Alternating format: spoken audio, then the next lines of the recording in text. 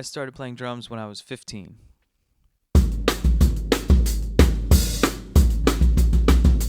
I can't say for sure if this was actually the very first gig, but the band I had in high school, me and my buddies and I, we were called Remedy, and we played at this silly club a couple towns away, and it was the kind of thing where you buy tickets.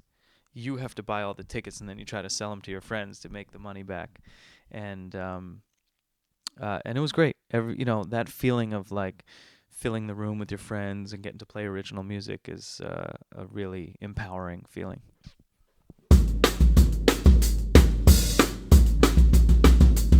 The first proper concert that I went to was Van Halen in maybe 1993 or something. 93, 94. It was with Sammy Hagar in the lineup. Shortly after that, I remember my friend's dad brought us to the Horde tour in right around that time, and that was cool because it was like, similar to say Lollapalooza, like a traveling tour, and it was like Neil Young and Primus and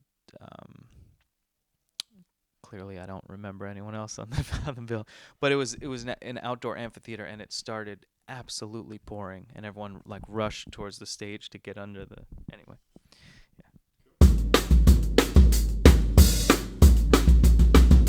I owned a Pearl Export kit.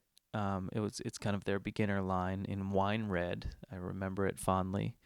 And my parents bought me that 5-piece, and then it was kind of each birthday or each Christmas, I would slowly add to it. Get the 10-inch tom, get a splash, or get a arm for the stand and stuff like that. Yeah. My favorite place to play is at the Village Vanguard in New York City. It's been there since 1935, I want to say, and really almost all of my heroes have played there. And in particular, John Coltrane recorded a lot of really important music there, and there's it in many ways hasn't changed at all since. It's very basic in the sense that they don't serve food. They have a small bar, but there's no food. It's like you go down there, it's in a basement in Greenwich Village, and it's just about the music. And it's one of those magical rooms where you look around and you look at the architecture.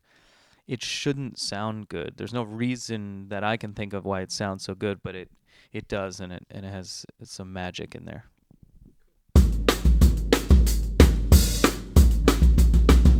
The worst show for me was maybe 10 years ago. I happened to be in Innsbruck in Austria, and I was extremely ill. The swine flu was going around in that time, and I think it was that. The doctor said in order to know for sure you have to do a blood test, and I thought, well, I don't care what it is. I just feel horrible, And I was at the show, and I love this venue. I love the city, but it was just my physical state. They called a doctor for me, and this great, very kind woman came, and I laid down backstage, and they gave me an IV, and I was laid out, and I'm convinced I got better care than I probably even would have at home, And so they really took care of me, and but I was hurting. I played the show. I got through it. Yeah. I have a lot of musical heroes. I think John Coltrane's at the top of the list. Bob Marley. If we're talking about drummers, it's guys like, well, let's say Elvin Jones and Coltrane's band, or Carlton Barrett and Bob Marley's band. But that's a very long list. But two that come to mind. Well, I feel really lucky to have gotten to play on a lot of records that I'm proud of, and that but I think this feels really cliche to say, but getting to record with David Bowie was obviously life-changing. So I think Black Star is the easy choice. Yeah. I guess it wasn't necessarily this advice wasn't necessarily given to me one on one, but I'm really fond of this guy named Thich Nhat Hanh. He's a Buddhist monk. He lives in France now, but he's from Vietnam. And my wife turned me on to his writings and his teachings, and he's full of sage wisdom, and something as simple as breathe. You know, that's some pretty good advice that somehow I forget to be aware of quite often. Yeah, I'm certainly a fan of his teachings.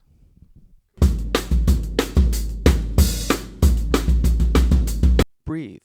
No, I think I guess I'll bring this one into music a bit.